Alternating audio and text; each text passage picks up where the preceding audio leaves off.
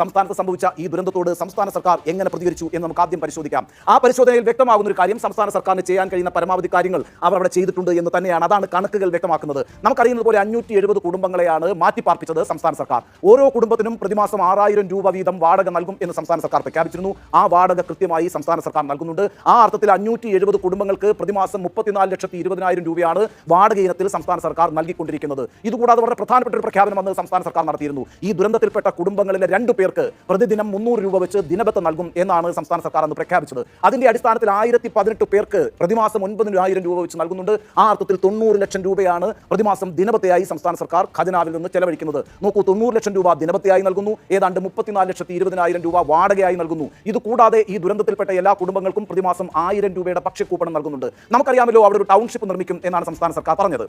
അതിന്റെ അടിസ്ഥാനത്തിൽ ടൗൺഷിപ്പിന്റെ നിർമ്മാണ പരിപാടികളും സംസ്ഥാന സർക്കാർ ആരംഭിച്ചു കഴിഞ്ഞിട്ടുണ്ട്. എൽസ്റ്റൺ എസ്റ്റേറ്റ് ആണ് സർക്കാർ ഇതിനായി ഏറ്റെടുത്തത്. ഇന്നിപ്പോൾ വയനാട്ടിൽ ലഭിക്കാവുന്ന ഏറ്റവും മികച്ച ഭൂമിയാണ് എൽസ്റ്റൺ എസ്റ്റേറ്റ് എന്ന കാര്യത്തിൽ പ്രതിഷേധക്കാർക്ക് പോലും യാതൊരു സംശയവുമില്ല. ഏതാണ്ട് 100ഓളം വീടുകളുടെ പണി അവിടെ പുരോഗമിച്ചുകൊണ്ടിരിക്കുകയാണ്. ജനുവരി മാസം ഇതിന്റെ താക്കോൽ കൈമാറാൻ കഴിയുമെന്നാണ് സംസ്ഥാന സർക്കാർ വിചാരിക്കുന്നത്. ഈ അർത്ഥത്തിലൊക്കെ എടുക്കാവുന്ന മുൻകൈകൾ സംസ്ഥാന സർക്കാർ എടുത്തുകൊണ്ടിരിക്കുന്നു എന്ന് തന്നെയാണ് ഈ കണക്കുകൾ വ്യക്തമാക്കുന്നത്.